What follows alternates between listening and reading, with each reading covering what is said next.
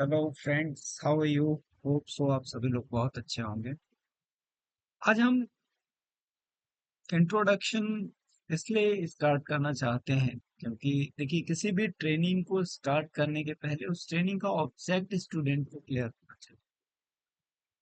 आप सभी लोग नए हैं या कुछ ऐसे भी स्टूडेंट्स हैं जिन्होंने अपने करियर की शुरुआत की है, जूनियर लेवल पे काम कर रहे हैं।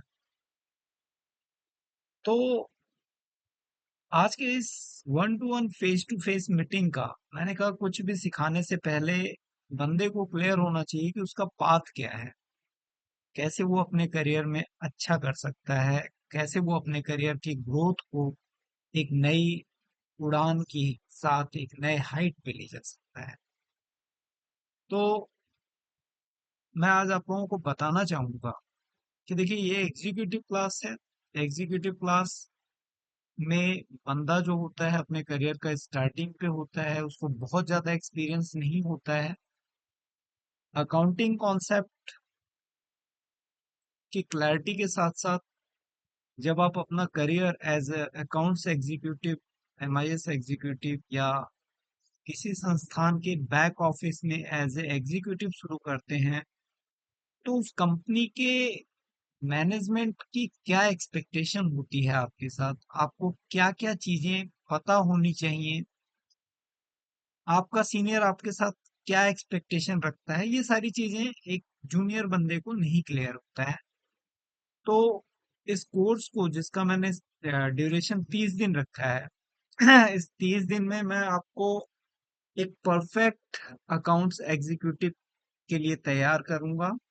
साथ ही साथ जो भी स्टूडेंट्स मेरे एग्जाम्स के क्वेश्चंस में अच्छा मार्क्स परफॉर्म करेंगे उनको मैं जॉब दिलाने में भी हेल्प करूँ। तो मैं आप सभी लोगों से इस विश्वास के साथ आज का ये सेशन स्टार्ट करना चाहूंगा कि ये सारे के सारे आप सभी ज्वाइंट स्टूडेंट्स जिन्होंने इस कोर्स को ज्वाइन किया है, एक विश्वास जगाया है, मैं चाहूंगा कि आप अपनी मेहनत और शिद्दत के साथ इसे पूरा करें ताकि आप अपने करियर को एक नई ऊंचाई पर लेके जा सकें। अच्छा, एक नया स्टूडेंट जो बीकॉम करके अपने करियर को स्टार्ट करता है, उसको क्या पता? सबसे पहले तो हमें ये समझना होगा और मार्केट में इंडस्ट्री की क्या डिमांड है वो भी समझना होगा, तभी आप अपने आप को अपग्रेड कर पाएंगे। देखिए, इंडियन टैक्सेशन, इंडियन लॉ बड़ी तेजी से पिछले 4-5 सालों में बड़ी तेजी से चेंजेज आए हैं। आपको इन सारी चीजों का इस करियर स्टार्ट करने के पहले आपको पता होना चाहिए कि उसका फ्रेम क्या है, किस रूल रेगुलेशन और रेगुलेटरी के तहत हमें अपने करियर को आगे बढ़ाना है। ये एटलीस्ट आपको पता होना चाहिए। तो मैं स्टार्ट करना चाहूंगा एक छोटे से कहानी से। अब मान लीजिए एक लड़का है, एंटर करता है, एंटर के बाद ग्रेजुएशन करता है, अकाउंट्स उसका अच्छा है, उसकी पढ़ाई अच्छी है, अंडरस्टैंडिंग अच्छी है, एंट्री करने के रूल उसको पता है। बट जब वो इंडस्ट्री में आता है तो पाता है कि उसे बहुत कुछ अभी सीखना है। हम शुरू कर, अब वो लड़का जर्नल एंट्रीज में एक्सपर्ट है, लेजर बना लेता है, ट्रायल बैलेंस बना लेता है, प्रोप्राइटरशिप के फाइनल अकाउंट फाइनल कर लेता है और कंपनी के भी फाइनल अकाउंट बुक्स में तैयार। देखिए, जो आपने पढ़ा है उसका उपयोग आएगा क्योंकि वो चीजें आपको किसी भी लॉ को समझने में बड़ा हेल्प करेंगी। अब कैसे हेल्प करेंगी और कैसे आप अपने इस नॉलेज को यूटिलाइज करेंगे, हम उसकी बात करते हैं। देखिए, इंडिया में इस समय जीएसटी एप्लीकेबल है। जीएसटी का मतलब ये हो गया कि किसी भी माल या सर्विस के खरीद या बिक्री पर गवर्नमेंट एक टैक्स लगाती है जिसको बिक्री कर बोला जाता है और उसे हम जीएसटी बोलते हैं, गुड्स एंड सर्विस टैक्स।